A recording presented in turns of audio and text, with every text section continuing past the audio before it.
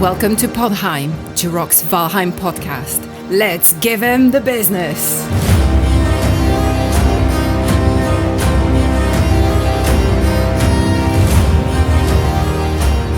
Hey everybody, today is October 25th, 2022. I'm your host, Jiroc the Viking, and joining me today are my fellow Vikings, Gwen the Vampire. Hello. Ooh. We also have Sorceress Morning Darkness. Ooh. What is that shiny object? We'll find out here soon. We also have Digi Viking Vaste. Why the Dishi? Because you have no Because video. you're in digital form. We can't tell if you're real or not. You're only 16-bit pixels. We also have a new guest with us today, a member of my community, Count Bane. Good evening, everybody. Ooh, Bane. I love that deep voice you have there. I'm so jealous. Thank you. And that accent. Bane, what part of the world are you from? I'm actually from a small country named Serbia, from Balkans. Oh, okay. Okay, cool. And I like to ask everybody how they chose their name, their character name, their online identity. You've chosen Bane. How did you come about that name for yourself? Well, my name is actually a short version of my real name, named Branislav here. So it's not that interesting story, actually. It sounds an interesting name, though. Yeah, it means very different in English language, actually. Yeah. Yeah. Well, yeah, because you have a great fondness for doing sort of Gothic and horror type builds, and having that kind of theme surrounding you, and the stuff you talk about, the role playing stuff. Bane just happens to fit that really well. Yeah. Yeah, it works perfectly. And is it a name that you have for all your characters in every game and your kind of online alias, or did you just pick this one for Valheim? Yeah, mostly I have this, probably, yeah. In most games, actually, yeah. This video is sponsored by G-Portal. They host all of my servers, and I have to say they are pretty awesome. You can save 10% with my link in the description. I was just going to ask Bane about his YouTube channel. You started a YouTube channel recently, and you've got a lot of videos for your builds on there, and they're all very like dark and Gothic builds. What inspired you to do those kinds of builds? Have you always been interested in that kind of theme, or is that something that you just developed when you started playing Valheim? Yeah, pretty much. I was most of the time was interested in that architecture, but when I started playing, I tried to build like a small Gothic cathedral. Then with every build, it improved a bit. So yeah, your builds are amazing, and I love the persona you built around your character, which is with a deep voice and everything. It works so well. And on our servers, you do a bit of role playing as this mysterious character that has many spooky castles, Gothic castles and cathedrals and things. And weirdly, whenever people visit your builds, very often they disappear. So there's a bit of Yeah, the funny thing is I had it happen a few times, people visiting my castle, and then after few days they actually stopped playing on the server. So, you scared them away. no, they stopped playing from different reasons, of course, from real life reasons, but it's just a coincidence. Yeah, that's a coincidence. Trapped, never to be seen again. But they left their graves at my castle, actually. Okay. Yeah, if you ever come play on my server, you gotta go and visit Bane's builds. You might get trapped in one of his dungeons, but they're amazing. Yeah, they are. And what's your YouTube channel? Where can people see your builds? Because you made a couple of showcase videos, right? Yeah, I did. What is Yeah, what is well, your is it- channel called? It's called Bane, actually. Just Bane. Just Bane. So I guess people need to probably type Bane Valheim to find your channel. Yeah, I Mhm. think so. Oh, Actually, yeah. I never tried it. I just created it. I think maybe a month or two ago. Got only, Yeah, maybe 10 videos. yeah, and they're already getting quite a few hits for a starting channel. That's awesome, and the videos Mhm. are so much fun. But yeah, if you type Bane, you won't find it. But if you type Bane Valheim, you will find it. And he has a little logo there that says "Let's get spooky." Actually, I'm gonna show his channel here right Oh yeah, good idea. now. There it is. Let's get spooky Valheim. Nice header. Yeah, and he's Yeah, got, I didn't expect it to be for people to like it that much. Actually, Yeah. yeah, and for a It was- starting channel to already have several hundred, almost 1,000 views on some of your videos, that's way better than I did in my first few videos. That's awesome.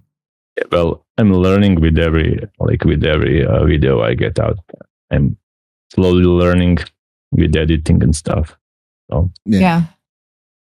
Yeah, it's all a learning process. It's fun. but every of my builds is actually on the playground server, so people and coming can visit all of it in this. Nice. Cool.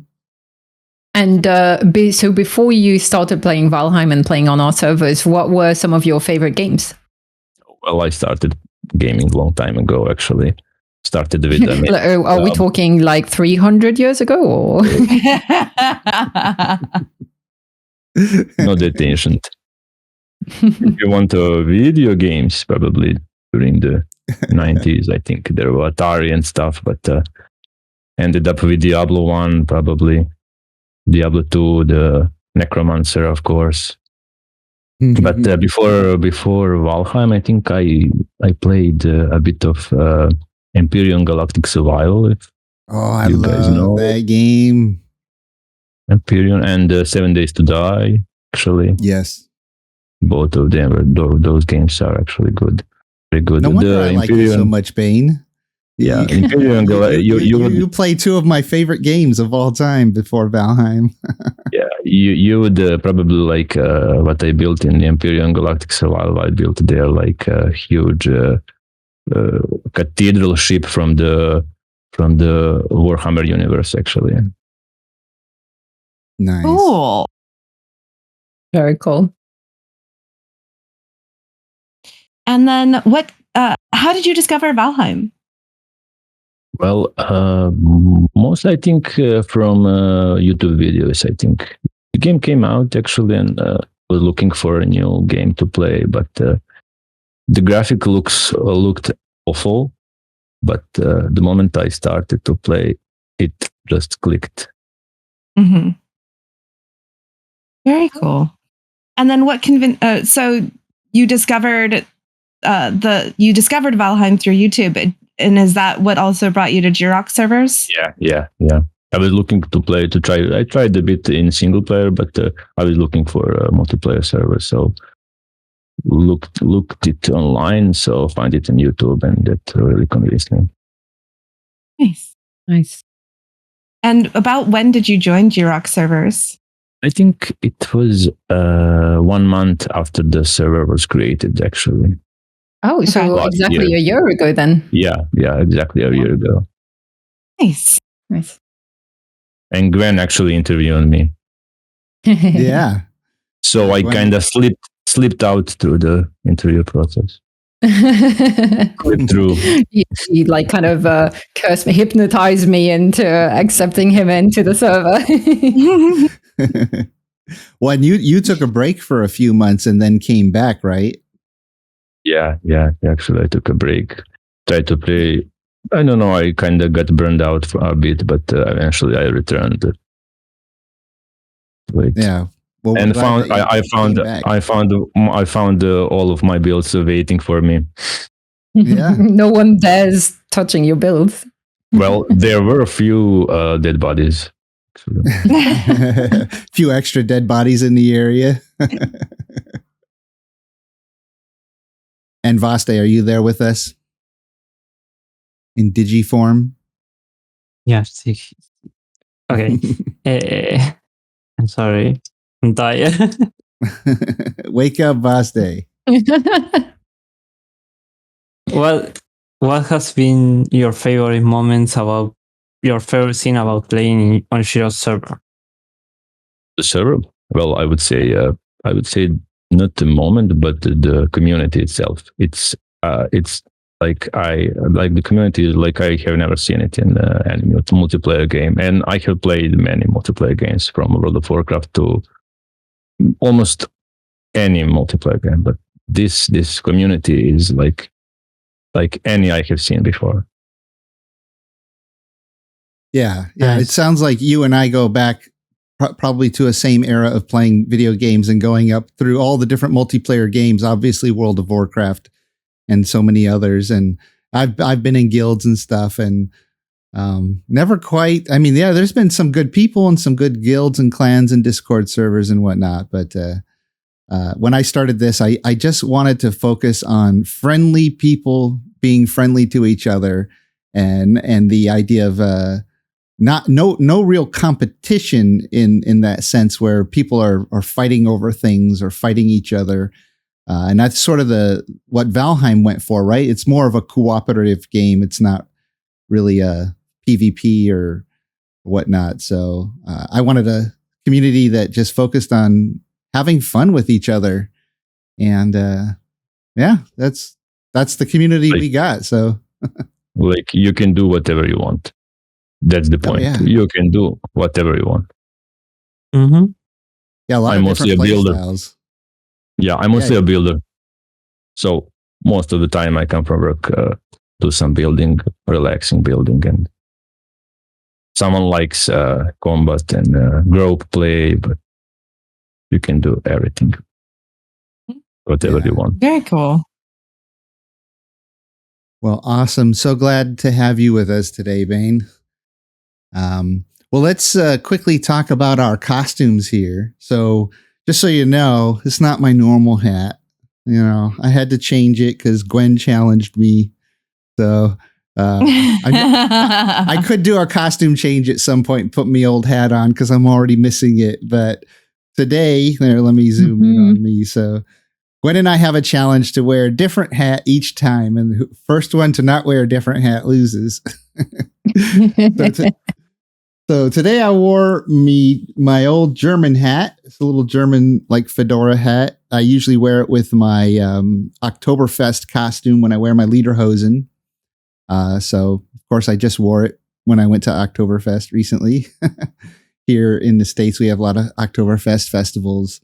But then, yeah, I've got my most of my Viking costume on. I mean, there's a lot of lower parts and pieces that hang off, and I've got a foam rubber axe and stuff, all kinds of things that I'm going to be wearing to my Halloween party I'm going to this Saturday night.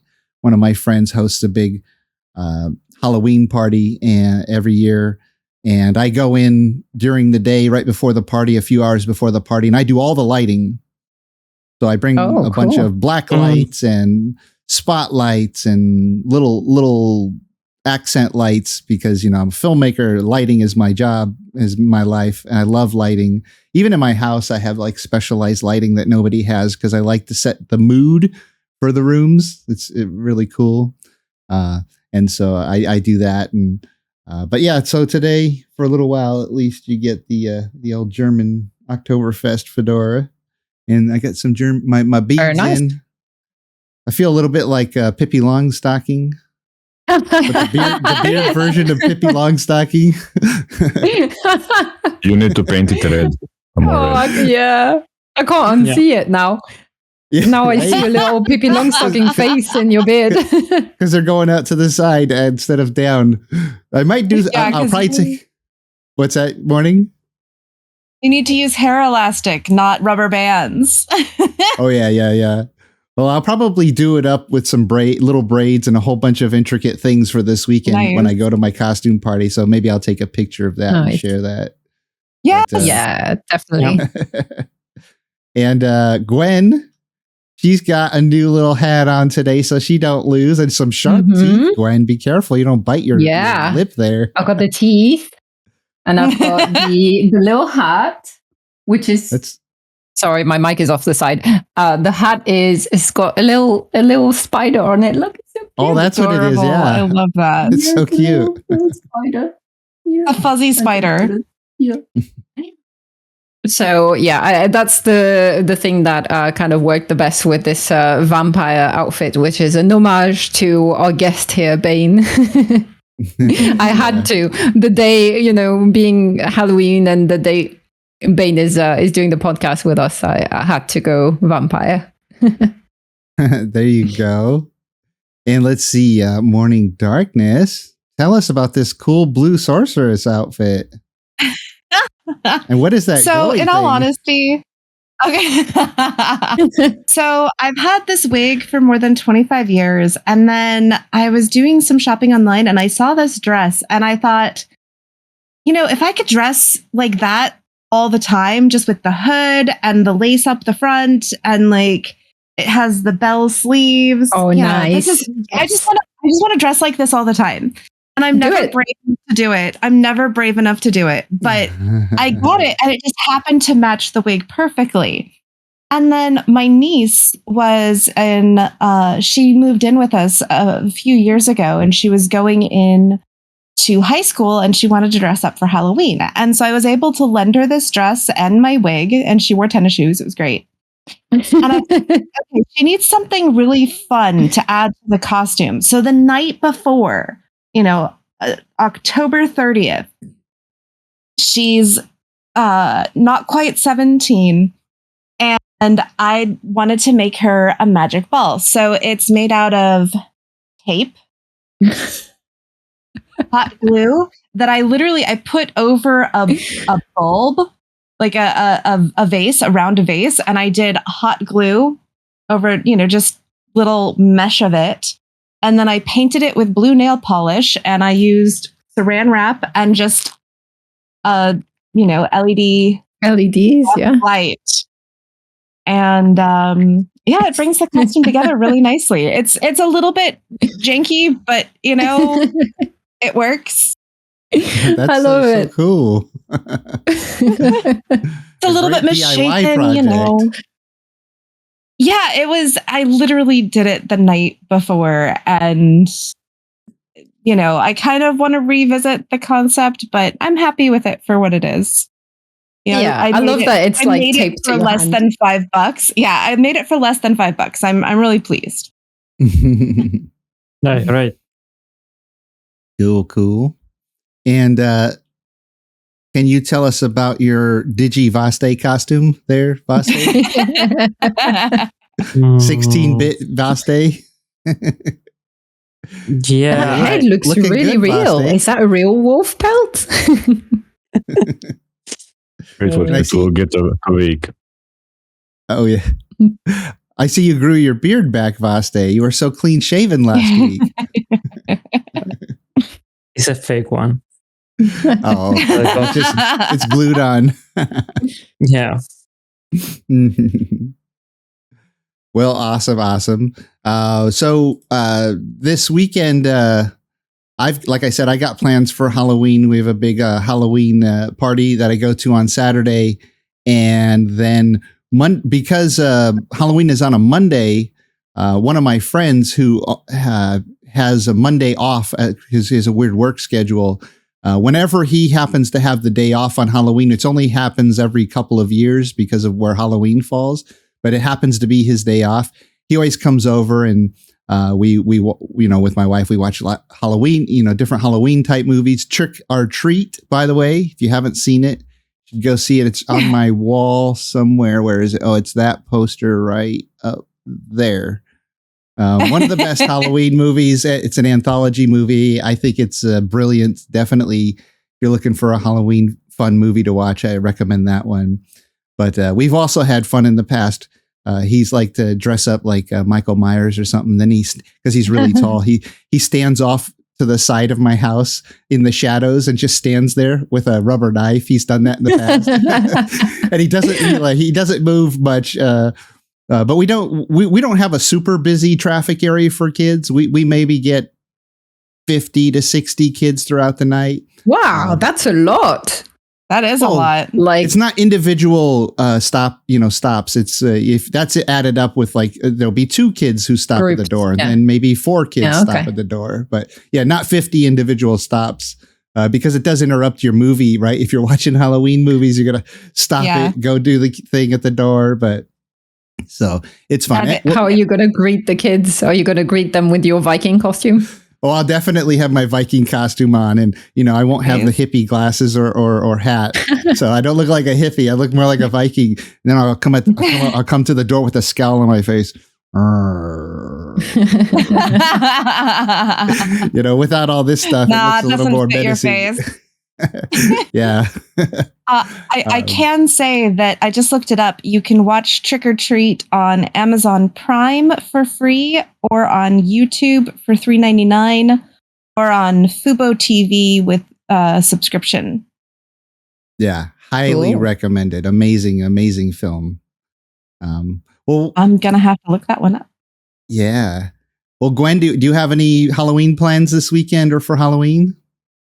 Weirdly, not really. I mean, I have plans. So it's weird. Usually I'm a big Halloween person and I'll be the one organizing the Halloween party. But then COVID hit and it's kind of been a bit weird. And also, where in the past I was okay hosting things at home, now I'm a bit more cautious because we've got some neighbors that are elderly, and with one of them have a poor health, and I just feel bad keeping them awake, all night with a party going on next door. So I've not really hosted anything at home for a while, and I've not really organized anything for this year. And as a result, I think half my friends are not available anyway. A couple are getting together for movies on Saturday night. And I had, this weekend, there's a reenactment training weekend. So every now and then, because our society is represented across the country and we have groups in each kind of major town and city, every now and then we get together for what we call a regional training, where we get people from different groups and different parts of the country together and do one big training with 50 people and so on, to kind of simulate the big shows that we have with big combat and so on. And usually those are really fun. We also do games. We also do a bit of crafting, a lot of fun, a lot of drinking mead and sitting by the campfire, that sort of stuff. And it so happens that there is one happening this weekend, and I was kind of on the fence. I was like, it's happening on Halloween weekend, and as much as I love reenactment, I still want to have a Halloween party. But in the absence of any other plans, I think I might just go and just force everyone else from whoever's there into a Halloween party. I don't know. And maybe, to be fair, we'll all have our kids, so we'll all be dressed up, just not really Halloween. You will just be dressed up as 12th century Norman soldiers. You should wear the vampire teeth, so you'll be the vampire soldier. Yeah, or like the zombie Norman.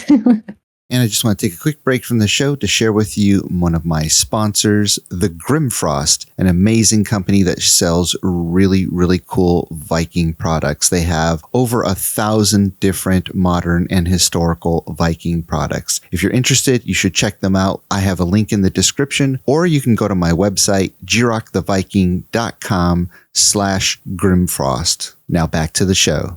Well, Morning Darkness, are you doing anything this weekend, or did you do anything fun over the last week? Well, so, okay, are we talking about, are you're combining things on me. Hit both. All right. So I don't really have any particular plans this weekend. Nope. My niece actually is going to be going to a party, and she invited me, which is sort of like, I should go because she invited me. Yeah. but also the place where it is has about 2 flights of stairs uphill. Yeah. So I'd have to crawl up those stairs if I wanted to go. And I'm not sure if I'm up for that. But, you know, it is what it is. But I am planning on taking my kid for his first trick-or-treating on Monday. And I will say that up until COVID, I used to be an actor in a haunted house every year for the last almost decade. Oh my God, that's so amazing. Yeah. And it's this couple that I know that's done board gaming, RPG gaming for the last 50 years, 40, 50 years, something like that. And he's been doing a haunted house for 20 years, and I've been helping for half of that time. And it's really a really fun thing. And even when things first started getting a little interesting, I was one of the few actors who was in a small space. Everything else was outside, but I did sort of a skit in the foyer. And but then they haven't done a haunted house since then, and I don't think they're going to do it this year. So I don't have to. I get to partake in my kid's first retreating, and then this last weekend, yes, so 2 days ago, we took my kid to a pumpkin patch. Now, for those in Europe who don't know what a pumpkin patch is, it's basically a place where you have a whole open space where you have a bunch of pumpkins and you can pick a pumpkin that you will take home and turn into a jack-o'-lantern. And then they often have different games and rides and other fun things that you can do. The one that we went to was pretty urban. So it just mostly had bouncy houses and a pony ride. But you can go and they'll have hay bale rides. They'll have corn mazes, all kinds of fun things. And my kid got to experience his first bouncy house, and he just learned how to jump this last week. He was sort of would hop and wiggle, but he wouldn't jump. And so we were teaching him how to jump in preparation for this. And then he was just bouncing all over the place, bouncing off the walls, going all over the place, super excited, climbing up on stuff. And when we tried to leave, he was not okay. He was throwing a tantrum in the best way that an almost 2-year-old can. And we sort of distracted him and we're like, hey, let's look at the goats. There wasn't really, it's not like a petting zoo. It was just goats in a pen. But we showed him the goats and he was all right. And then we went into the pumpkin patch area and he tried to pick up a pumpkin that was as big as he is. Like that? Oh, this is so cute. Oh, that's funny. And then as soon as my husband was turned around and looking the other way, he booked it and tried to go back into where the bouncy houses were, ran at full tilt, full speed, through the crowd. And I'm sitting here in my wheelchair and I'm like, babe, you got to go chase after him because I can't. Yeah. I'm doomed. I'm absolutely doomed. But it was fun and all good times were had by all. Oh, that's awesome. Good memories for sure. Yeah. And great Gwen, picture. you did something fun this weekend, didn't you? Yes. My sister came and visited, which I was really glad about. And we went to a Guardians of the Galaxy immersive experience. Ooh. And it's this company. So it's, Morning, why do we live one continent apart? Because we'd be best friends. We'd do all the stuff, right? Like all the cool stuff. It's so annoying. Yes. Maybe I need to relocate to California. Yes. But I know, my kid loves you. Yeah, I will need to visit at some point. And funnily enough, anyway, not to go into details, but with work now, I have a lot of Californian colleagues. So a trip to California wouldn't be completely out of, it could happen. So if it happens, I'll come and see you and say hi to Griffin. And you want to tell us but about yeah, these so- pictures you've got? Yeah, so just to explain, it's this company based in the UK called Secret Cinema. And oh no, you revealed the picture too quick. So Secret Cinema, and their whole concept, and I think Jiroc, you would love this as well. The whole concept, and they've been operating for like 10, 15 years now, is they pick a movie, and usually it's like either a classic movie or a movie with a bit of a cult following. And they basically put on a whole immersive show around the movie to immerse the audience in the world of that movie. And then they do a movie screening. And so they have actors that interact with you throughout the whole thing. They have actors that during the movie screening as well, who reenact some of the scenes. And usually you have like 2-3 hours before the movie screening, where you wander around and interact with the different actors and with this whole set. And as an audience member, you're given a kind of a group, a clan, or a faction, whatever, depending on the theme of the movie, but something in theme with the movie. And you're given a bit of guidelines of what kind of outfits to wear to kind of fit that group. And often it's color-based. And then you've been told to either bring something to trade or to do something, or you're given a few hints and tasks to do. And so for 2-3 hours before the movie, you kind of walk around in this set. You feel like you're part of the movie. You see some characters of the movie and actors that come and talk to you, and you go do all these side missions and quests. It's kind of like LARPing meets movie stuff meets immersive theater, and it's freaking amazing, and I love it. And I've discovered it when I moved to the UK 7 years ago. I discovered it because they did a Star Wars one, and you can imagine that blew my socks off. It was so good. It was Empire as well, so also the best of the original trilogy. And the whole production was mind-blowing. It was amazing. And since then I've been absolutely hooked on their events. So if you're in the UK and you're listening, definitely check out Secret Cinema. It's well worth the money to experience at least once, especially if they're putting on a movie that you really like. But yeah, they've done so since I discovered it, they've done Star Wars, they've done Moulin Rouge, Romeo and Juliet, Blade Runner, Casino Royale. They've done 28 Days Later, which was terrifying because you had zombies running after you, so that was scary. They also started doing partnerships with Netflix, and they did Bridgerton and Stranger Things.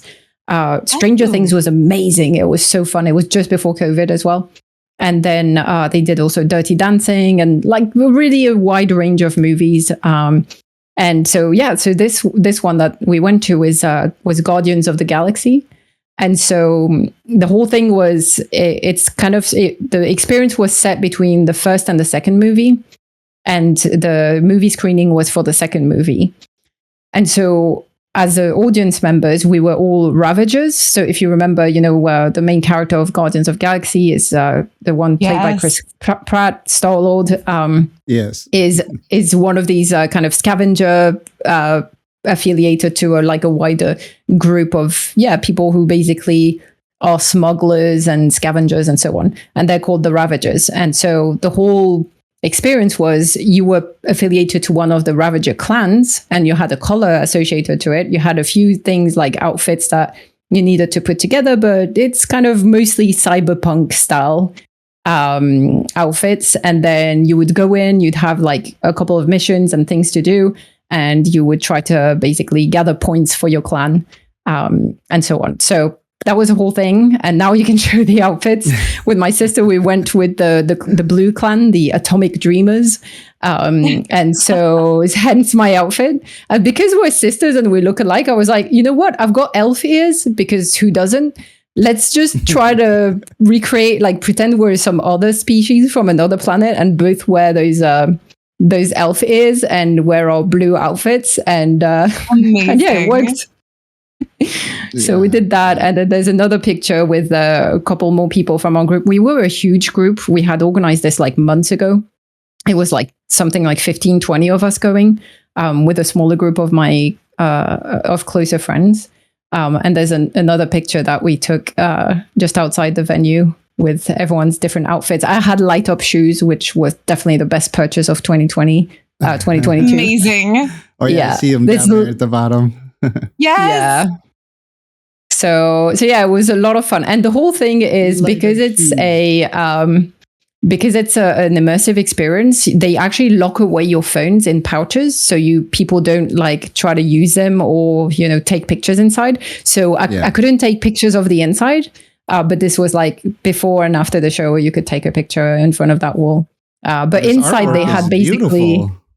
Yeah, it's gorgeous. And inside they had like recreated the whole set of Contraxia, which is the planet that I think the second movie, the first time you see Yondu, if you remember Yondu, who's the blue guy who whistles. Yeah.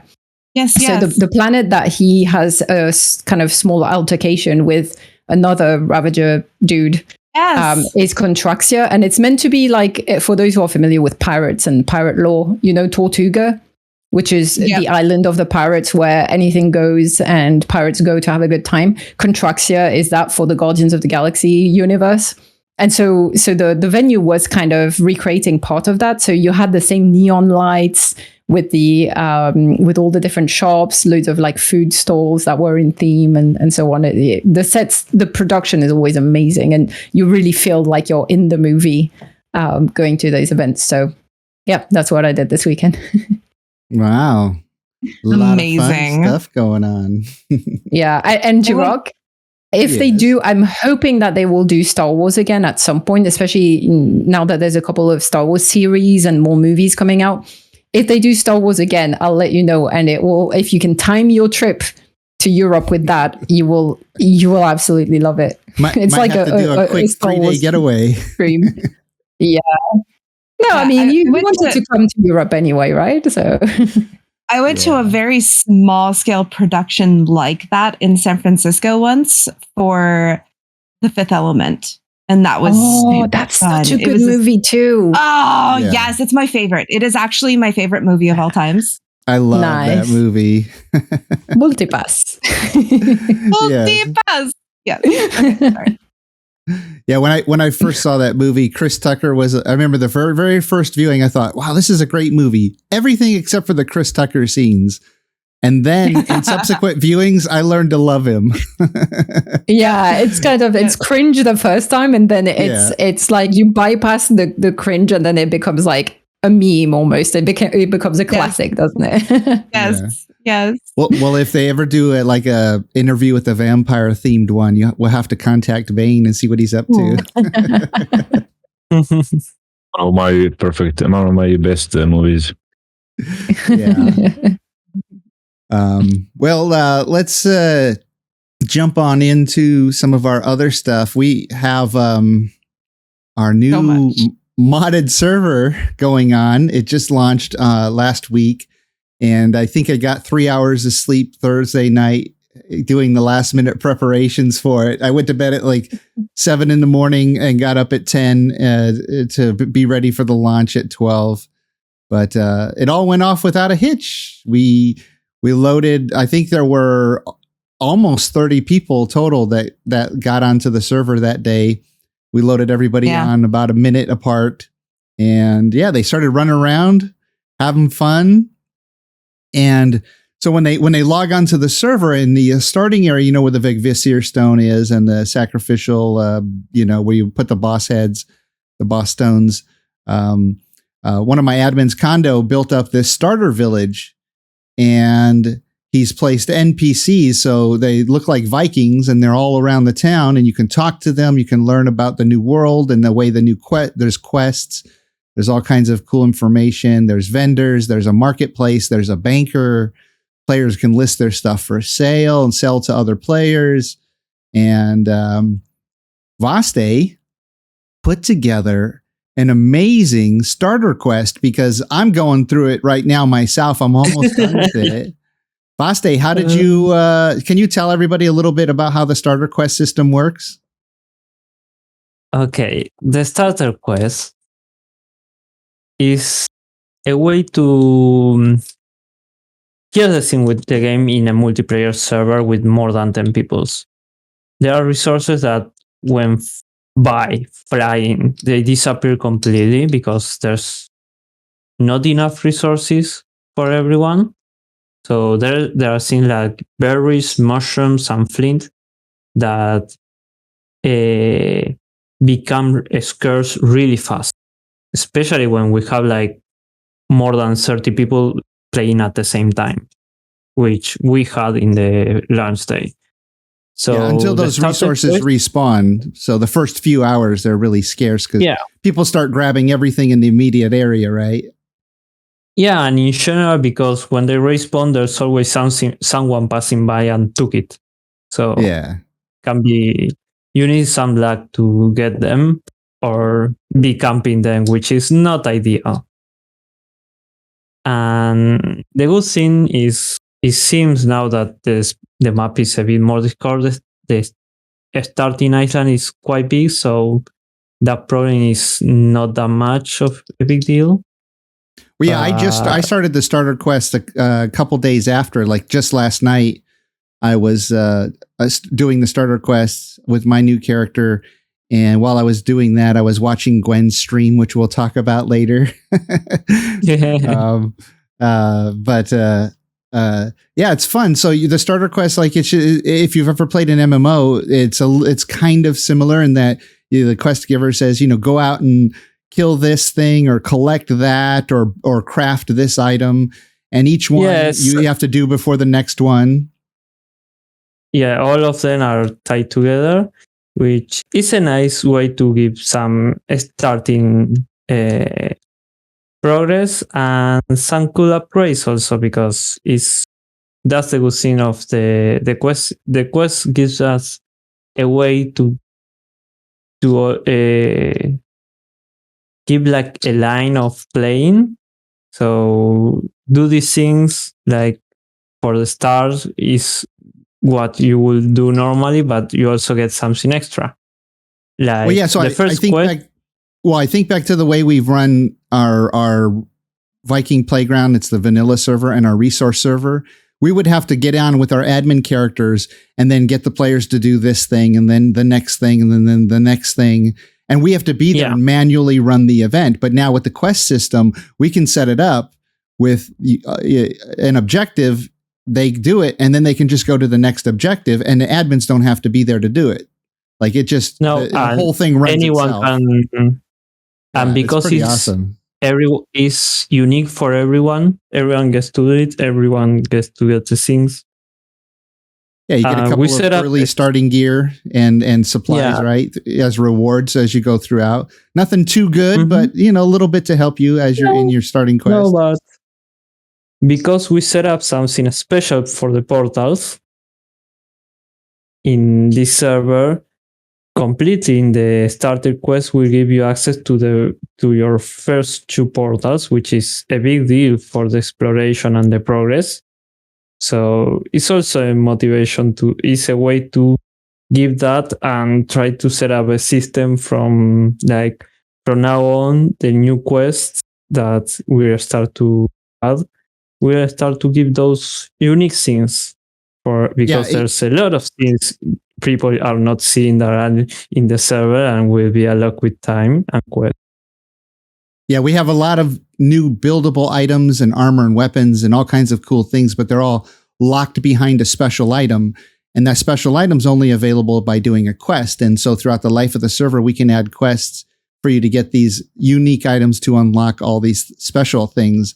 Instead of just letting you build everything right from the start, we've locked it behind special quest items so that, when you do finally get it, it's unique, right? And then it becomes a real commodity for you. So if you wanted to sell something on the marketplace, you can. And those starter quests, as you mentioned, they unlock the portal items, and it's a special item. I think it's called like a portal potion or something. But magical fluids, yeah. Oh yeah, portal fluid or something. But you get only 2 of them, and you can build 2 portals. So we've locked all the portals in the game, so you can't just build as many portals as you want. No more Podheim. Interesting. Yeah, so you get 2 portals each once you finish the starter quest. And that's like an introduction to how the quest system works. It's a way to get you familiar with how it goes. And then you can build your 2 starting portals. And, throughout the life of the server, there's going to be these cool exploration quests. And when you do all of those exploration quests, you'll unlock more portal fluid so you can build more portals, but just a few, right? Like, we don't want portals to be all over the place. We want them to feel a little bit more magical, require just a little bit more planning and coordination with the community. If you can only build 2 portals, you kind of have to coordinate with everybody else if you want to set up permanent portals here and there. Because I imagine if you only got 2 portals, you probably place one in your house and then you carry one with you. So when you're out traveling, you can go back home real quick, unload your supplies, and then go back out. But if you want to start jumping around more, or if you want to place one and have somebody connect to you so they can come out and adventure with you, right? So it's kind of how I wish portals worked in regular Valheim, because there's just too many portals in the game. There are just enough portals in the game. Yeah, I agree with Morinare. We need more portals. But in the future, there's going to be an option to get them. There'll be more ways to get more portals. They might to figure out how. That's the thing. Yeah. Well, and this server also has a couple of features with it. Like, it has a bunch of mods. So your character for the server is actually saved on the server. So if you take your character to another server and say, like, you give it a bunch of supplies or something, or raise your skill levels and then come back to the modded server, which is called Jotun Quest, it checks your character on your client and it downloads the one from the server and writes over it. So no one can cheat that way. Their character is always saved on the server. So whatever you have, and you've earned on the server only. And then we use an anti-cheat software to help enforce that too. So that's cool. It's all the stuff that should be in basic Valheim, but they didn't expect people to play with, such large communities and whatnot. They say, they've even said before, just play with 2 or 3 of your friends. If you have. But as we know, history shows who's the people that come to our servers, right? They've played with their friends, their friends lost interest, now they come play with us. So Iron Gate, that's what happens. People lose interest, they move on, and then they come to Jiroc. and this great community, you can see part of them here, all these great people right here. So yeah, that's the starter quest. And because it's called Jotun Quest, it's a name Gwen and I came up with. Thank you, Gwen, for helping me come up with that name. One of my builders on the server built these giant statues. And we have loading screens for them too. I'll try to pull that up while we're talking here. But because we have these giant statues and we have ruins all throughout the world of these statues, we decided to call it Jotun Quest. And so there's going to be a really cool quest line that involves the giant statues. There's some puzzles involved. You have to decrypt some old Futhark, or I think it's younger Futhark ruins, to try to figure out the next step in the quest. There's going to be a quest to discover all the ruins, because to get people out in the world and explore, right? Like, that's one of the coolest things about Valheim. It's such a big world. Get out there and explore it. And then Vaste, you're working on a pirate ship quest, right? Yes, I'm working on a full pirate theme quest. So there might be a few things coming, not only the ships. So we need to see how. Was it next month is the build competition for the pirate ship, or not pirate ship, but for the ship build? So I don't know, maybe we can blueprint some of those and use some of those for your quest if you need extra ships too. Maybe we need it. Well, people already saw that I have a ship build, so yeah, you have one now. Yeah. And the great thing about this is we can, because it's a modded server, we have so much control over the things that we can do. In the past, we set up a location. We have to spawn enemies in manually, and then, the players get to experience it. Now we can set up a location. We can set up spawners. Everything can spawn in on its own every once in a while. So you, as a player, you can always go out to that location and experience that anytime you want. And now we can have quests associated with it too, to lead you on to the next quest, or, give you rewards and stuff, and unlock special items so you can build some of the really cool new unique items in the game. Just to give you an idea of some And of the quest is the quest is a great scene for us, because we've been doing events for a lot of all the time the server was on. We've been doing events, and the scene is not everyone is able to meet them because of different time zone, different work schedules or something like that. Not always you are able to get. So the quest gives us that is an event that you can choose when to do it. Yeah. Yeah, I do like that. I have to say that is exceptional for my style of play. Well, Morning, I don't know if you've been on recently, but I built a house, an old house that I found that had some vines on it. So I love to turn that into my house. So I have some vines on my house. But I wandered into the forest not 100 meters away and found your house. So we're neighbors. I'm like, whose house is this? I went inside. I knocked on the door, of course, first. Nobody was home. So I invited myself in, and I saw your bed there. It's like, oh, Morning lives right next to me. Amazing. Like in real life. Right? Nice. Well, But, you soon will have to come see our ever-expanding barn and animal pens we have in the Spawn Island. Yeah. Well, yeah, so to give an idea, too, of some of the other new things from mods that we've added to the games, there's new mounts. So there's new creatures you can ride. There's new ships. I think, what is there, like 6 or 7 new ships, Vaste? Yeah, there's a lot. I would say, 6, maybe 8. Maybe 8, yeah. And what everybody's always wanted is shields on a ship. Well, some of these ships have shields on them. They have tented areas on the ship, extra cargo storage. Some are faster, some are slower, some hold more stuff. And the new professions actually help you to build them and sail them more efficiently. There's at least 100. There's more than 100 actually new creatures in the game, from monsters to little forest creatures to all kinds of new creatures out in the ocean. My season 2 server added a little bit, but now we've got even more. As a matter of fact, we may have too many. The new bugs, we have a lot of new bugs, the insects that fly and crawl around on the ground. The bugs are being a really bug. Yeah, I'm tempted to make. The sounds they make. Oh, yeah. It creeps you out when they fly by, right, Bane? Yeah.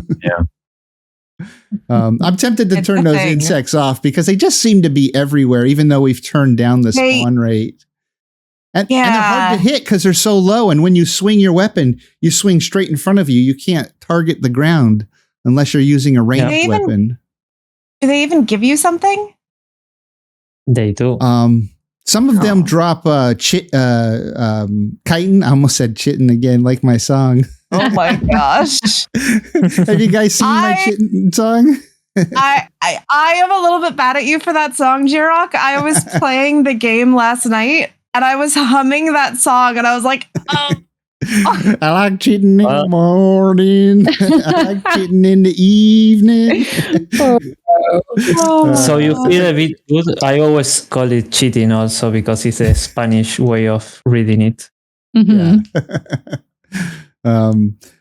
So more than 100 new creatures. We've got new backpacks so you can extend your storage. And in order to get a backpack, you have to do a quest to unlock it. So we're working on that quest this week, and hopefully by the next weekend, that quest will be done so that people can unlock at least the first backpack, because there's a larger one too that you can get.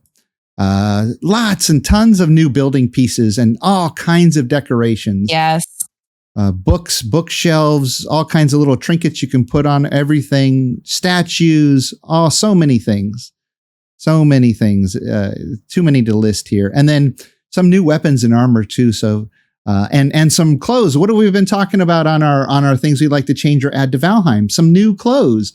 Like there's literally a noble person's outfit that you can get and make early game. And it's a really cool, unique, just like clothing thing. And you know, full plate armor. I think there is a full plate armor actually.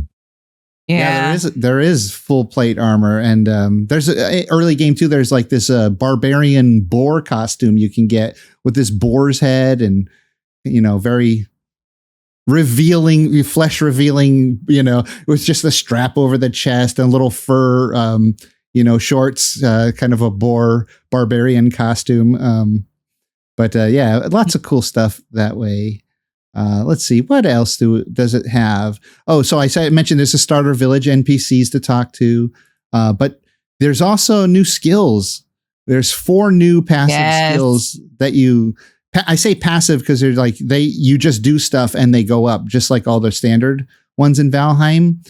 There's an evasion one, vitality, tenacity, and pack horse. Vaste, what does evasion do when you level that up? Do you remember? Yeah, it lowers the stamina used for the dodge. Perfect. Oh, So you can dodge more easily because you have more stamina to do it. Awesome. And then what about vitality? What does vitality do for you? Vitality increase. When you don't eat, you have 25 health, right? So vitality increase that amount of health, the base health. Oh, your starting health. Yeah. Nice. So you can start with a little bit more health after you're dead doing your corpse run. That's cool. Yep. It helps a lot for that. Which has happened a lot. Go up? Oh yeah, how does vitality go up, Vaste? That is a really interesting one. By increasing your health. So each time you eat, you get skill points. Oh, so you want to just eat a lot, huh? Oh, so maybe I should be eating only the fruits and vegetables you can find. There's all kinds of fruit trees now. Bananas, apples, all kinds of They last for like 2 minutes. Yeah, so you eat more. That doesn't work. Oh. It doesn't work that way because it's based on the amount of health you get. So Okay. It's not that easy. Yeah, so the more health that you get from foods, the higher that goes. Okay, cool. Yeah. And what about tenacity? What does that do for you? Tenacity is reduce the damage you get. It's like armor, but without having armor. And is that? I guess that goes up when you get hit more. It goes up. Yes. Okay. And same as vitality, the more the damage, the higher the points. Okay. Well, we know people are getting hit a lot and killed a lot because we have a a channel on our Discord channel called the Darwin Awards, and it lists each player when they die and then has a funny saying attached to it. Vaste, did you write those sayings? Most of them I write. Morning Darwin's helped me make them not that weird spelling. I helped you out with a little bit of spelling, a little bit of grammar. Yeah. You know, it's all good. Well, those are so fun, really Vaste. We should definitely add more over time. If you ever think of one, we should try to add. Yes, I have. You know, I have ideas. Of course, we need to have the achievement of getting all the Darwin Awards. Oh, yeah, you get each of the phrase. Yeah, so if you die in the game, it posts to my Discord channel and the Darwin Awards channel, and then it'll say things like this here. Let's see, it says, so-and-so has been promoted to dead player, or so-and-so is no longer thirsty. If you're dead, I guess you're not thirsty. Drowning. They're drowning, yeah. No, they drowned. Yeah. Right. So yeah, there's a lot of these phrases are related to the way that you die too. So it says, so-and-so is more dead than a Draugr now, thanks to a Grey Dwarf brute. And I always wondered and your favorite one. Oh yeah, there's one that says so and so was given the business. I think the most popular one right now is that so and so is the new pizza flavor when they take bashing damage. They go splat. That one came up. It was one of the first. It appears in one of the first from the launch, and I was laughing so hard. I made that one especially because I think Smash, that's pizza. Amazing. Well, and I don't know if you have the smashing ones attached to like the troll or anything in particular, but like this one says, so and so looks smashing today. So and so got a new piercing or two or more. But yeah, you can go through the channel and it's funny to watch. Let's see today. And some of them are a little more subtle than others, but they're great. Like for slashing damage, it'll say, well, we know they didn't die from, we know that Thor isn't a suspect because Thor uses a hammer, not a slashing weapon. So it's a little subtle, but it's funny. Yeah. There's also one that is a little bit. It's like so and so and like screaming Kraken. Oh yes. Like what? Kraken. I just lost my marbles on that one. Well, one of my favorites too was this one that says, so and so will say it was a death skeeto, but actually it was just a grayling or whatever creature killed them. Yes. Yes. So there's one that is I especially made to see who got it, who can get the reference, which is so and so was alive until the Fire Nation attack. Yes. I see. I don't know that. I reference. got it. You don't know Avatar: The Last Airbender? Nope. Jiroc. Okay. Jiroc. I know it's a thing for. I know it's a thing for all the kids out there, but you should need to watch the introduction. When I was in my 20s. Oh, it's so great. So great. So that's one of the really, really fun things that people have been enjoying, following all the player deaths, getting logged in and teasing each other about it, and reading the new phrases. But yeah, let's add more as you guys come up with them. Those are a lot of fun. And then we have one other. What's that? That will be interesting to see when people start to actually die to get the awards. That will be interesting. You think that'll because happen? Everyone avoids that. Oh, if there's an achievement for that, you're sure it's going to happen. Yeah. Well, and so we have another passive skill called Pack Horse, and I'm guessing that one lets you carry more weight. How do they raise that skill, Baste? That is actually one of the weirdest ones to raise because you actually have to be a overcumber, which means you are actually putting yourself in a weird spot to level it up, which makes sense. The more no pain, no gain. So yeah, well, that makes sense now because I got over. There's so much, so many new creatures in the game, so there's so much more loot than there normally is. I got overweighted pretty quickly, and as I started trying to walk to my chest, I saw my character, bling with the skill level raise, and it must have been that my pack horse must have been going up. And it has an interesting interaction with the profession because think about this: a miner will be always overcumbered trying to carry all that stuff. So the more work he does, the better he does it. Yeah, exactly. A few little things that are interesting to see how they develop in the community. Well, yeah. So you mentioned the miner who has the mining skill. We have new professions, which they're kind of like skills, but leveling the professions unlocks, lets you do certain things better, and it unlocks access to to new things that other players don't have access to. And you can only have 2 professions at any one time in the game. So if you decide you want to level something else, you can unlearn one and start leveling the other.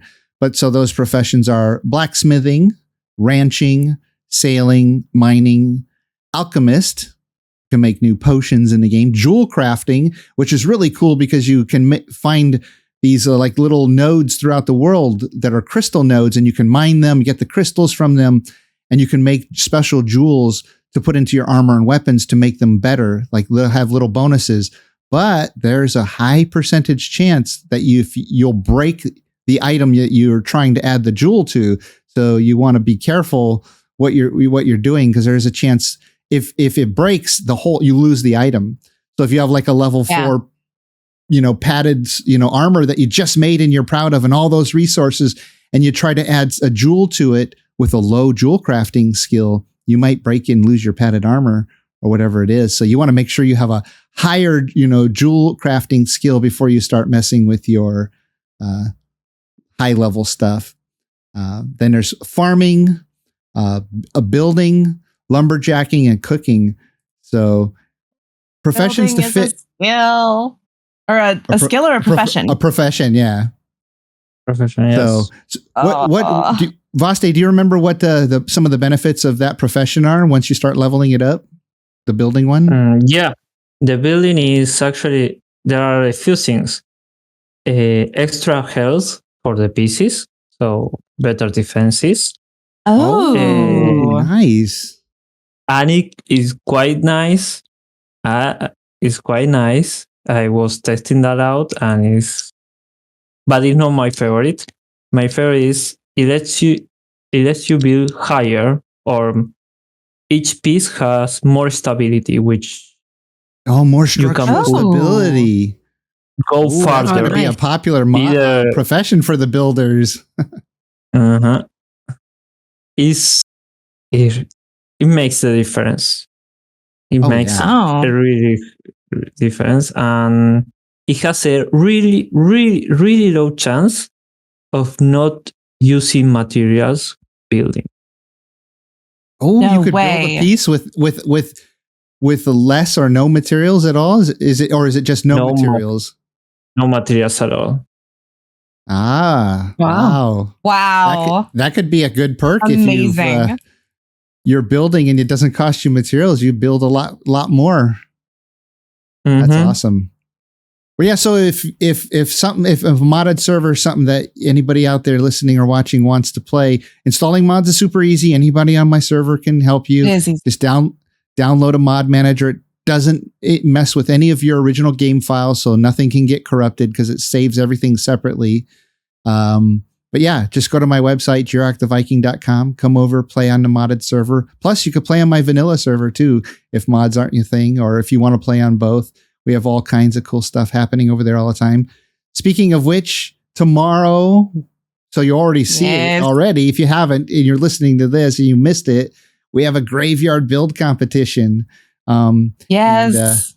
And over there in the bottom corner next to Vaste, that empty slot that where normally you see Bambi, she's not here on the podcast only because she's working on her graveyard build competition. She didn't have time. She says, sorry, I can't make the podcast. I need to spend my valuable time finishing my builds.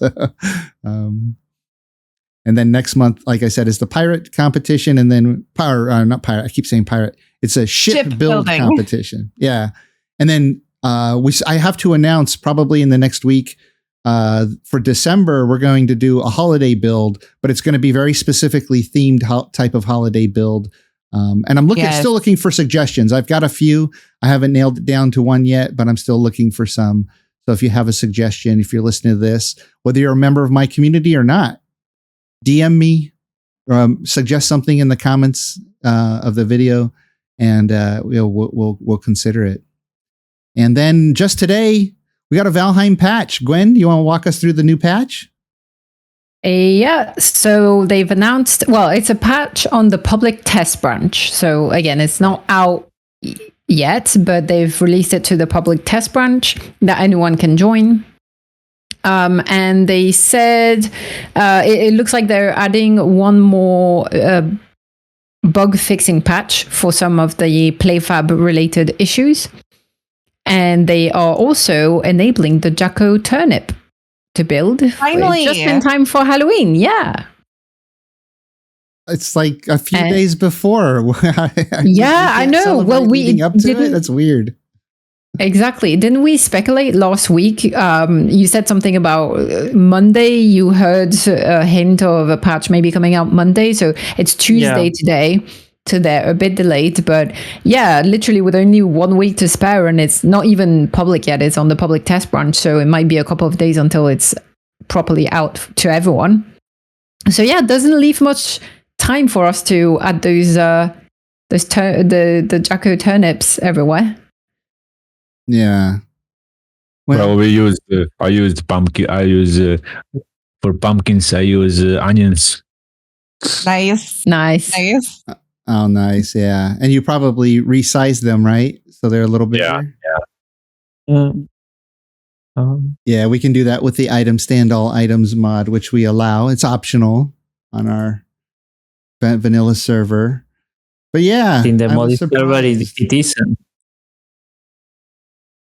Yeah. What's that about the mod And- server? In the mod server, it's enforced. Yes. Everyone has to use it. Yep. Well, yeah, for their graveyard build competition tomorrow, they don't have Jack-O-Turnips to add to their builds, which is kind of sad. Yeah. So sad. Mm-hmm. Unless the patch comes out tonight and then they add them at the last minute tomorrow. I doubt it. It's already nighttime for them in Sweden. So unless they do it tomorrow and people are able to log in an hour before the build competition to add the Jack-O-Turnips. But but yeah, they are also doing a number of fixes and improvements with this patch. They fixed a Linux-specific bug that deleted characters or worlds when moving them back and forth between local and cloud. Oh, A bunch of people on our server had that problem, but luckily on our modded server, we were able to pull, because it saves on the server, we had to copy the server character and send it to them to replace their character in their local folder because the file disappeared or got corrupted. And so it's I was still wondering if it happening. was related. I think it is. Somebody was telling me that they did do something with their cloud set, like they just turned it on or something, and then their character disappeared. And so, yeah, we had to send it to them. But if it's on the vanilla server, if it got lost, it's like, I don't know. So you have to start a new character, I guess. Yeah. oh man. That's always a bit stressful. Well, deleted characters, I mean, it's annoying because you lose all the skill points and the inventory, but deleted world is, I think, it's way worse. Especially if you've built a lot on that world and then you can't retrieve it at all. It's, scary. Yeah. But yeah, they fixed also prevent joining servers from the main menu if incompatible server version right away, instead of loading and then kicking you back out. I don't know if anyone experienced that. Yeah. Oh, yeah. I see. Okay, I'm rereading it and I'm getting what they mean. So basically, instead of letting you log in and it looks like the game is loading and the server is loading, and then it's actually saying, oh, no, actually disconnected. It's basically not letting you log in straight, like from the get-go. Which saves you maybe a minute of the thing loading and then kicking you out, I guess. And then they mentioned they're doing more play fab tweaks and then enabling the Jack-O-Turnip seasonal decoration item. That actually is really good for the mod server because adding so many mods has the disadvantages of the loading times. Having a faster reaction to that type of error it will be great. Yeah. Yeah. Because each time we had a few moments that some players were having troubles, and each troubleshooting takes so long due to the loading of trying to log into the server. Yeah. There's an interesting thing I noticed, and if anybody else noticed it, please let me know. But the modded servers when you look at the player list or the server list inside the game, if you type in Jiroc, it comes up with all my servers, and my seasonal servers are modded, and the new Jotun Quest server is modded. If you click on it and you try to favorite it, the favorite star is grayed out. They're not letting people favorite modded servers, which I was kind of irked by. I'm like, what? I can't favorite a modded server? You only want us to favorite unmodded servers? What's going on with that? That's not cool. It might be a compatibility issue. Maybe. I don't know why you still Maybe can't because star it to save the IP in the menu of the favorites. Because I was doing some test. I found out because we have a mod that has a server thing. So when you log in, the server thing just comes up and you can choose it. It's called Fast Link. So you don't have to join a specific server. You can just add any server you want to it with the password. But I was testing something and I loaded without Fast Link real quick. And so I was just went to type in the IP and I tried to favorite it and it was grayed out. And I checked all the modded servers, and every modded server, the favorite thing is grayed out. I'm on to you, Iron Gate. I see what you're doing. Cheeky. But yeah, so that's the patch that is on the public test branch coming soon here. And new videos. So last week I posted 2 new videos for the Jotun Quest server, a 2-minute video and then a longer 7-minute video if you wanted to learn more. Just kind of a quick teaser of what's on the server. If you're interested, check those out. And Gwen, I know you streamed recently. Yes. Because, I finally got to play Valheim. I've made time to do it the last couple of days, and I played for about 3 or 4 hours one day and then again the next day. And I watched a couple hours of your stream last night of you building your Hocus Pocus thing. Can you tell us about that? Yeah, so I've been wanting to do Halloween themed content because, no brainer. I had to at least celebrate a little bit Halloween through videos on my channel. But I had this whole plan and I wanted to do a couple of themed videos, but life has just been kicking the living beep out of me the last 2 months. And so I just didn't have the time to produce proper videos. So I thought, you know what? A bit of a last minute spur of the moment thing. A couple of weeks ago or a week or 2 ago, we did a movie night with friends. We watched Hocus Pocus 2 that came out recently. And just to get in the mood of Halloween and so on. And then, I don't know, I thought, you know what? I like I've always wanted to do a slightly haunted, spooky build. I think I was very inspired by Bane's build as well. Bane's multiple builds. And yeah, as you probably can imagine, I like spooky, witchy builds in the middle of the forest. So rewatching Hocus Pocus, I saw the cottage of the Sanderson sisters where they live, the little cottage on the outskirts of Salem, in the middle of woods. And I thought, you know what, I might try to recreate it in Valheim. I've not done any building in a long time, really long time. And I've never really made any build content, nor I would want to do it on a regular basis. But, I wanted just something a bit different. So I started streaming, making that build. So far, I've done 2 parts. And both times I dressed up and again, a bit of a last minute thing. Initially, I was like, oh, I'm just going to stick on my witch hat and, call it a day. But then both times, an hour before the stream, I was like, no, I need to make an effort. I need to theme my outfits with the theme of the build, therefore Hocus Pocus. So the first time around, I tried to find stuff I already had in my wardrobe and do a makeshift Winifred of the 3 Sanderson sisters outfit and makeup, which was quite fun. It was fun to see if people would guess it. And then last night, another spur of the moment thing, because I was looking at the pictures from the movie and of the other 2 sisters, and I was like, damn, I don't have anything that would pass for their clothes. One of them is wearing pink, and I never wear pink. I don't have any pink clothes.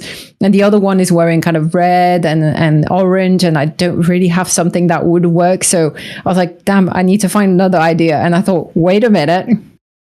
Our good friend Billy Butcherson, who's the zombie, the ex-lover of one of the Sanderson sisters, turned zombie because of their curse, is wearing black and white and something very similar to what I'm wearing here. Yeah, and I was like, you know what? I'm just going to make it up. So literally, I was already super late. I was having dinner at 8 p.m., thinking about what I could do. Decided, you know what? I might try to do Billy Butcherson because it will be a bit easier. I don't even have any white face paint or makeup. This is white eyeshadow that I I spread on my face, on my whole face. Was that So hard to wash basically, I off? did all of that.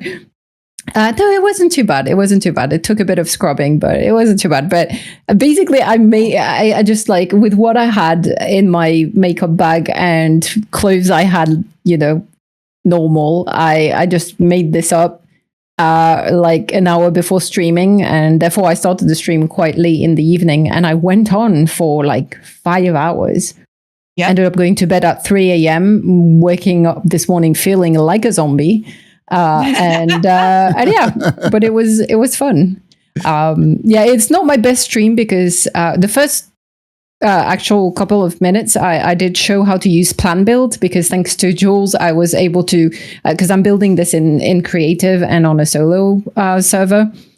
So the first couple of minutes I'm actually showing what I did. I needed to move a whole wall, like the whole front wall of the house I wanted to move back. And so off stream, Jules gave me a bit of a crash course, and so I kind of showed people how to use plan build and how to do such things.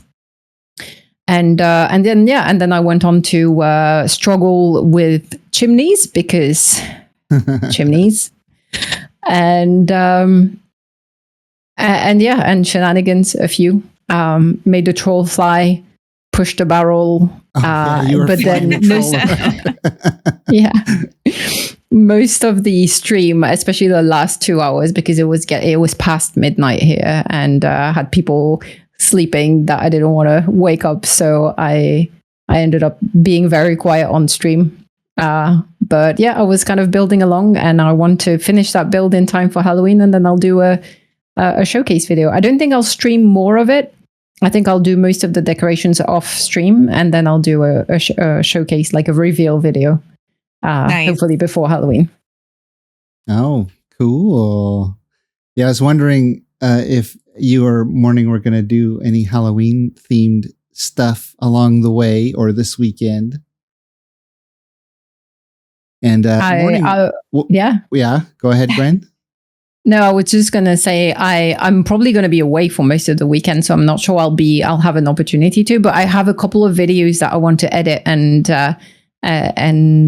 publish before Halloween. One of them is showcasing one of Bane's builds, actually. So I want to make sure that I have time to finish those. So I might not stream. I will be streaming tomorrow's or Wednesday's build competition, but that might be my last stream of the week before I publish a bit more content. Yeah. Nice. And what about you, Morning? What have you been doing over there on Twitch this last week? On Twitch? Well, I've been quite busy. We're still looking for Yagluth on my no map adventure. Welcome to the club. Yep. We've gone quite far north, and I keep kind of hoping for a Vigfusir or something, and just nothing. But I did get completely smashed by a 1-star berserker, so that was Ouch. fun. Fun. Yeah, we'll go with fun.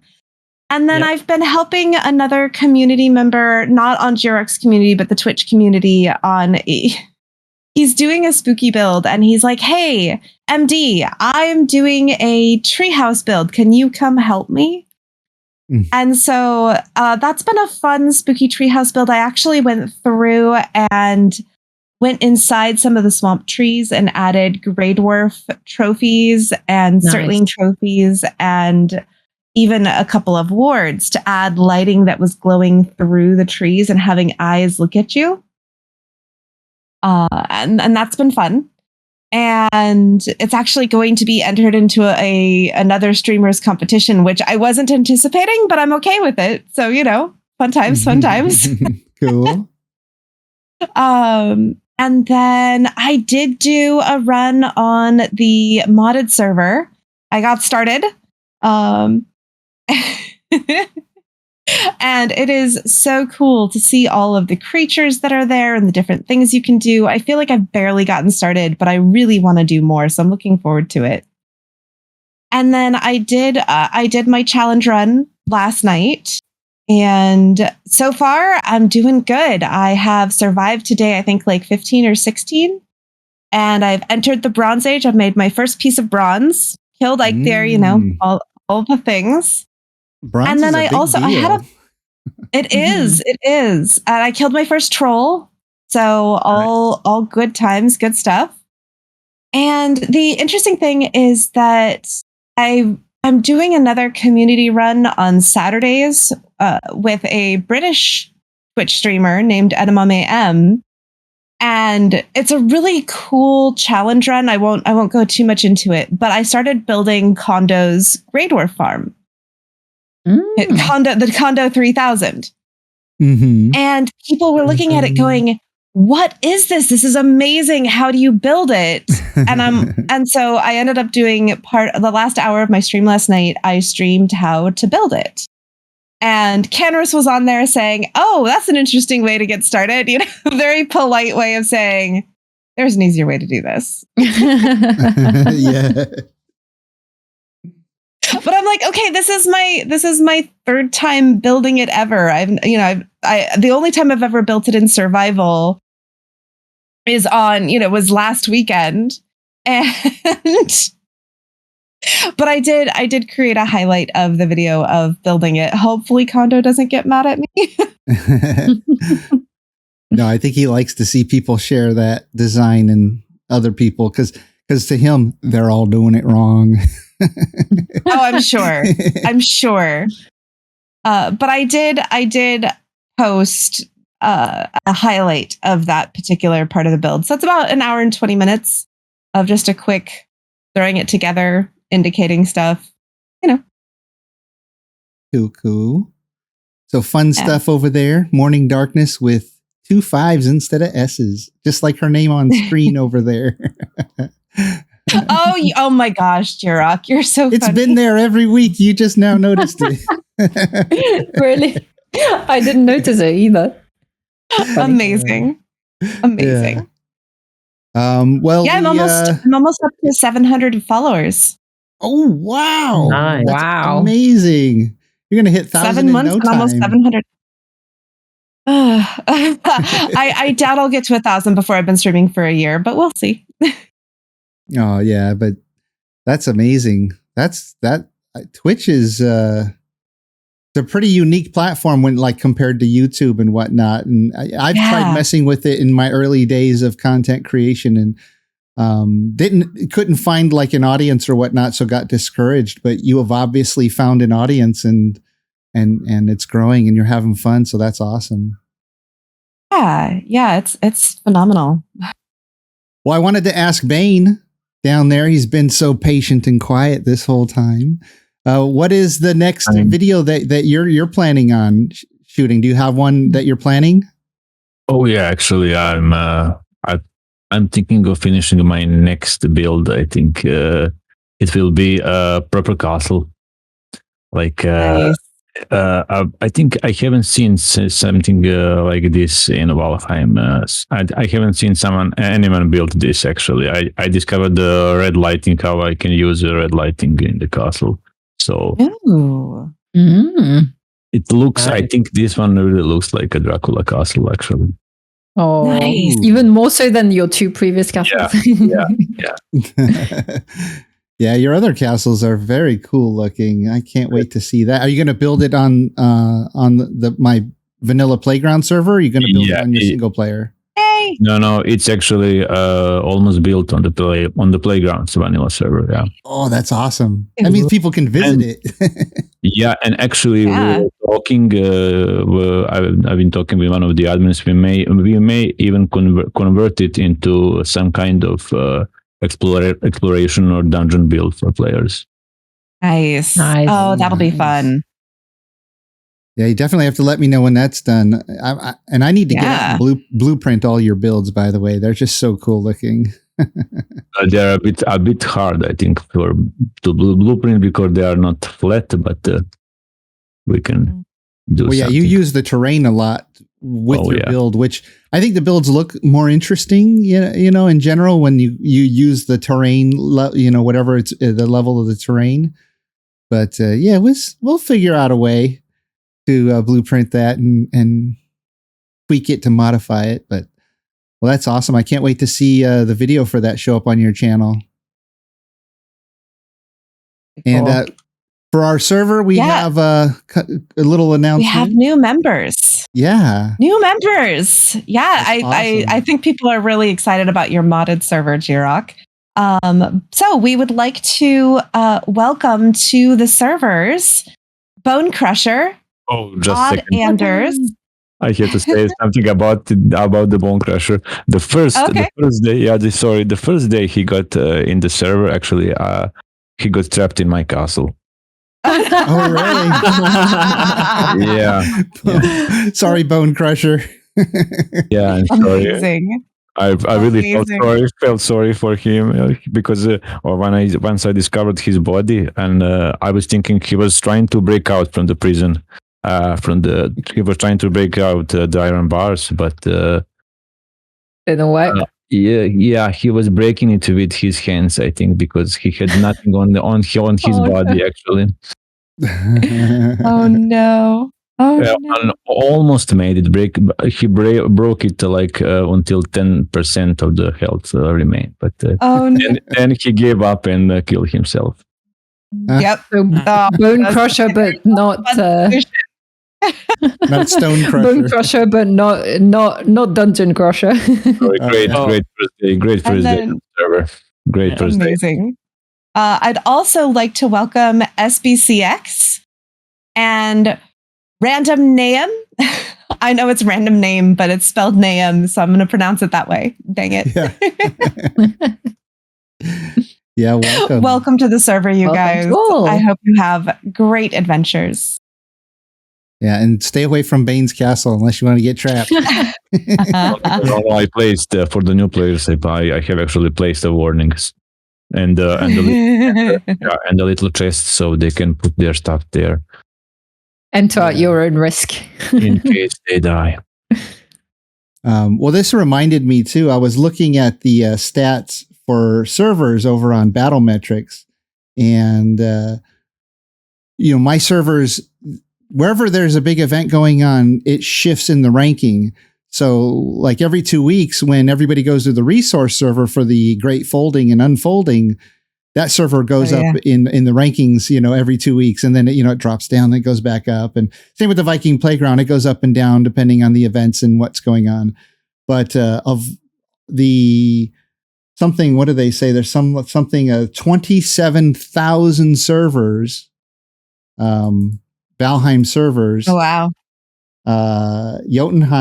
Jiroc's Jotunheim is number 5. And you can see there's 18 people on right now, so it's getting a lot of traffic. Nice.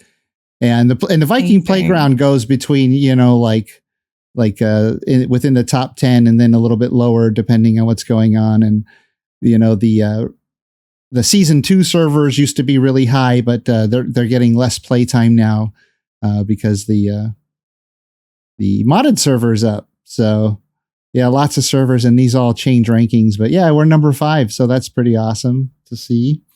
People are out there having fun.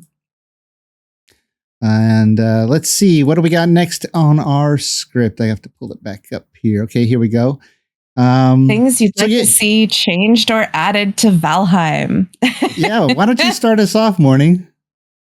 Oh, I'd like more things to spend treasure on. Yes.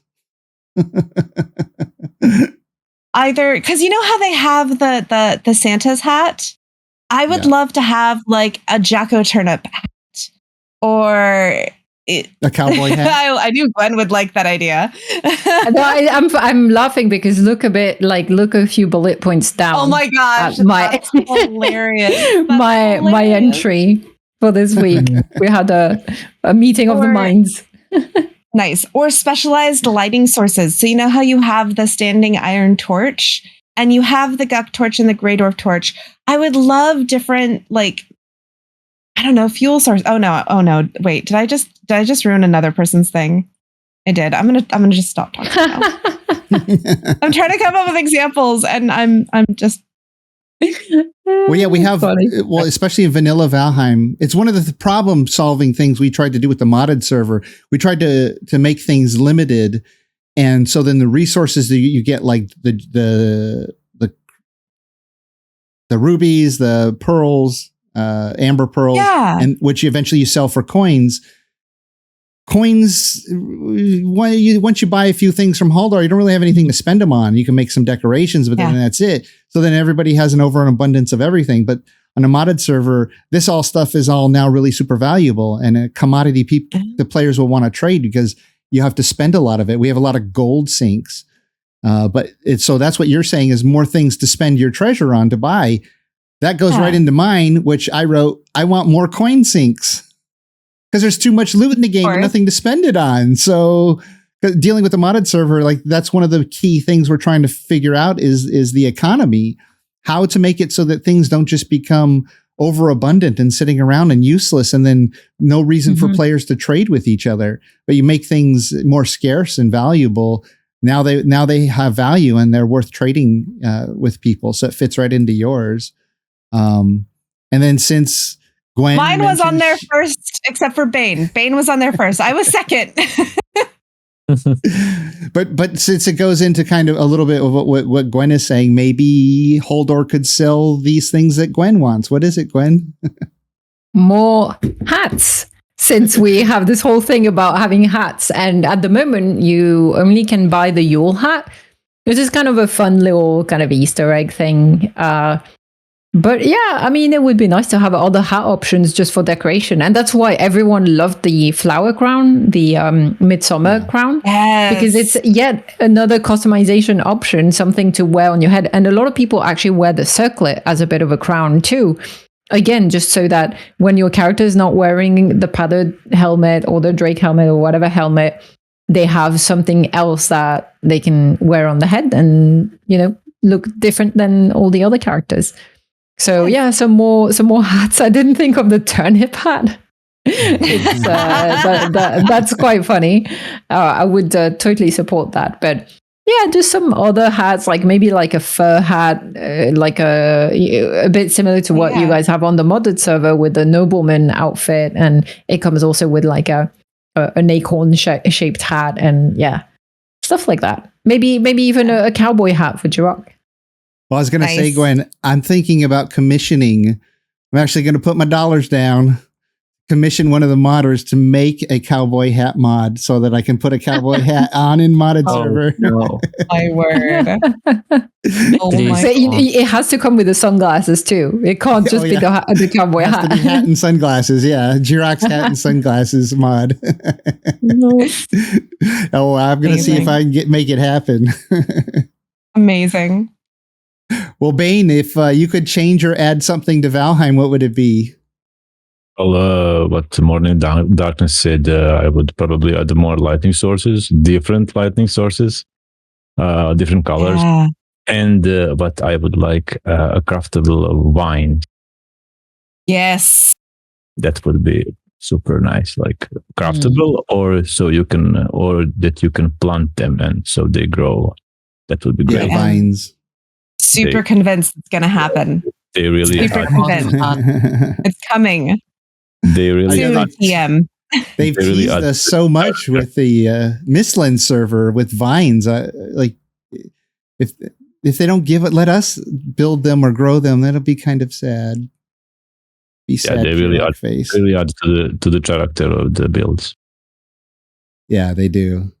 all the creative builds, everybody adds vines to them, whether it's like a new pretty build or it's an old ruined build. Vines, when placed properly, just look amazing in all of them. Well, Vaste, Digivaste, if you're even real. What would you add or change to Valheim? He's sleeping. No, still awake for now. Just for now. You can fall asleep right as soon as we stop recording. He's probably in the bed.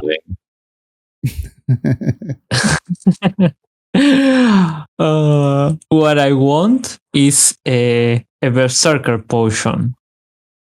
Oh, what's that? In most of the game, there's always some kind of Berserker engagement, which means you get a full buff to damage, speed, all that crazy stuff. And in return, you have a big disadvantage, either losing health or losing all armor. Or taking more damage yourself. Yeah. Also that, yeah. So is for a short time of period, you get like full anga banga and full damage Anga banga. at your own cost. Exhausted. And then you get exhausted like when carrying too much stuff. Yeah. Yeah, in a lot that of might games be they have difficult. So some games have like a Berserker class or a Berserker skill. And if you activate it, then for like 30 seconds, you're like super powerful. But then like for 5 minutes, you have like a disadvantage where you're really weak. So you have to use it really carefully. Mm-hmm. Yeah, that would be fun, especially with the Viking theme. I wonder if there's a mod for that. Oh, I know there's a mod for that.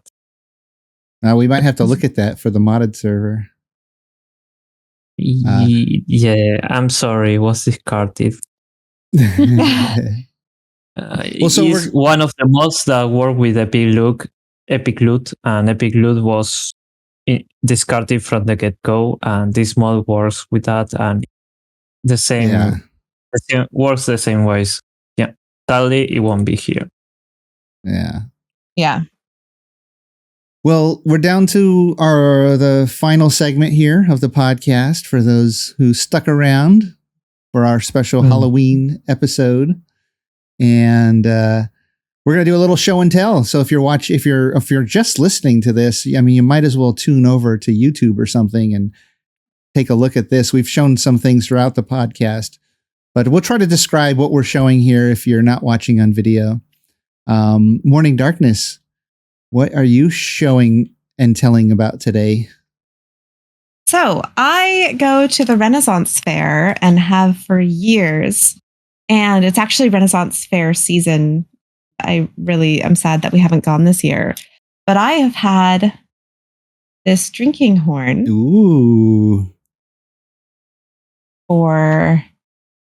since my first fair, actually, and I wash it.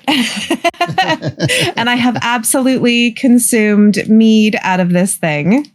Nice. And I just wish that I had a stand for it. Like, I can't just have it on my desk. It's meant to kind of be slung over the shoulder or held if it has liquid in it. I can't just like set it on a table somewhere. Yeah. But, they look cool. yeah. And so yours has like two attachments, one higher, one lower for the listeners, for a little strap that you can sling around your shoulder. And Yes. the version that I have sitting right here in front of me is, I don't have any straps on it, but I have a belt strap. So the belt strap, it'll go in and then I can sit it on my belt and it'll hang there. That's like lovely. I like that. That's much better looking than mine. But what you need to get is one of these. Let me place it back because it sits here in front of me, but is this really cool looking little stand. Oh, nice. Yeah. See, that's what I need. Yeah, this sits right here on my desk. 24 hours a day, every day. He just sits right I there. love And I've that. been drinking out of it all the time. It's pretty cool. There's something about drinking out of horned cups. It's nice. I like it. Yeah, it's fun. Yeah. It's fun. And I know Gwen has like a one of these little ones too. Yeah, one with a flat bottom. Yeah, I don't have it in this room, but yeah, that's usually I do like drinking from it as well. It's the one that I take at reenactment shows. It's got like a wooden flat bottom and just part of a horn, which is handy because then you can actually put it on the table. Yeah, it's sitting here. Bane, you don't have the best camera, but you still are on screen, unlike Digivaste. So kudos to you. But what do you have to show us today? I can show you what I was doing. Can it be she? Oh, yeah, we see a tank. Yeah, I was building like a small tank models, actually. Oh, that's got to have a lot of detail on it, I bet, huh? Oh yeah. Sorry for the camera, it's really bad, but it took me for some time to actually build it and paint it. Sadly, I don't do that anymore because my wife got mad because I painted like half of the house with my paint. oh no! You spread the paint around. Oh, wow. Yeah, I spread the paint around. Yeah, and actually, she won that. My wife won that on the playing World of Tanks. Actually, a few of them. But Cool. That's Nice. very cool. So are they, some of them are modeled, they're the same ones as the ones you have in the game? Oh yeah, actually they are. Yeah, they are from the World War II. I think they're like German and the Russian ones, and like I don't know if you can see some of them. Yeah. It looks like there's little figures on there. Little figures. Yeah. That's cool. World of Tanks is one of the rare games that I have actually played. Oh, Yeah, that's the first game actually my wife started playing. She never played any game and then started playing, and after I think half a year she went pro, destroyed everything. Well, Gwen, what do you have to share with us today for show? Well, in keeping with the Halloween theme, and as maybe a bit of a hint as to my costume for tomorrow or yesterday's stream, the graveyard competition one, what best than this little guy that also comes out of a graveyard? This is a custom-made. It's a Beetlejuice. And it's creepy looking. It's really good. Yeah, so it's a custom-made sculpture bust that I commissioned from one of my sister's very talented art school friends who does a lot of very creepy-looking sculptures. And I was like, oh, I really like his work. And a couple of years ago, I commissioned a Beetlejuice, that's the one. So it's kind of sitting on one of the shelves that is on the other side of the room, creeping out people. But yeah, the detailing is amazing. I don't know if my camera is actually showing much, but it's really amazing. crazy detailing. Crazy eyes too. Yeah, like even the teeth and everything. It's very well made. And the hand. Look at the hand. Phenomenal. Yeah. So and all handmade and all hand painted and so on. So yeah, that my little Beetlejuice friend here. You might see it on stream tomorrow, along with the other Beetlejuice themed decorations. I'm a big, as you can guess, I'm a big Tim Burton fan. I like his universe and his style. So Beetlejuice is quite a fun movie. And so that's a one of a kind then, right? Because it was handmade. Mm-hmm. Yep. Oh, how lucky. Well, so I was putting together different little adornments for my Viking costume. So I ended up picking up, I wanted a pouch so I could put things in, like maybe my phone or something. So I got this little pouch right here. Let's see. Nice. It's got a couple of Younger Futhark runes on it. And really interesting thing about this pouch, it goes on the belt, obviously, has a couple of pull strings right here. But the interesting thing about the way this was made, I had no idea, because they didn't have a picture of this, was that when it opens, it's actually just a giant circle. Yep. Yeah, those are nice. It's just a giant circle that's threaded, got all the way through. So I guess you could lay it out and have something to eat off of too if you wanted to. It doubles as a plate. Yeah. But yeah, or use it as a hat. What's that? Use it as a hat. Or use it as a hat. Oh yeah, if it were sunny out and I didn't have a hat, I just open it up. Amazing. Amazing. Multifunctional. Is it the Locks leather? Oh yeah, it looks like the leather hat in the game. Yeah. Yeah. The leather helmet. It absolutely looks like the leather helmet. That's so funny. And this is real leather, not the faux leather. So Mhm. it's pretty durable. It's Locks leather. Oh, Locks leather. Yes. Yeah, we just shaved all the fur off. Jiroc, I'll have to, because I dabble a little bit in leatherwork as part of my whole historical crafts thing. I'm going to try to make you a couple of those pouches. I told you already, if I find a really nice bone beard comb, I'll try to comb. I'll try to make to make a custom pouch, or not pouch, like a sheath holder type thing for it. Yeah. So that you've got Nice. more things to hang from your belt. And pouches like this are pretty easy to make. I just need to find leather. But yeah, I'll make you a couple of little accessories. Well, I'd love it. Yeah, I love accessories. I'm wearing just the ones you can see on camera. I won't stand up because I don't have pants on. Because this is so warm. Yeah.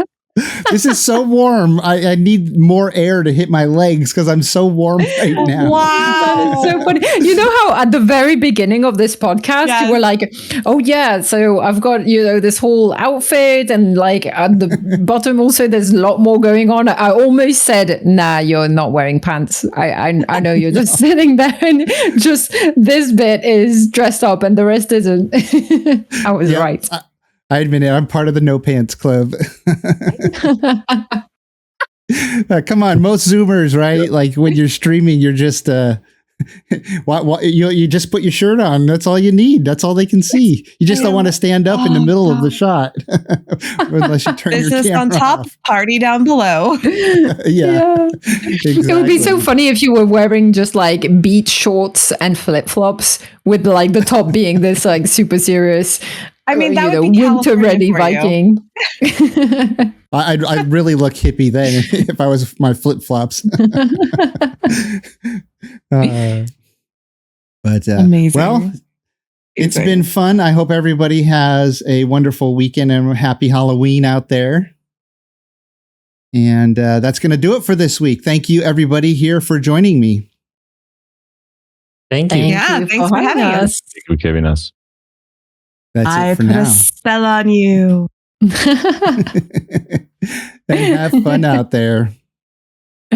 Bye. Bye. I think Walter is asleep. Walter, I'm still here. you're still here. I'm still here.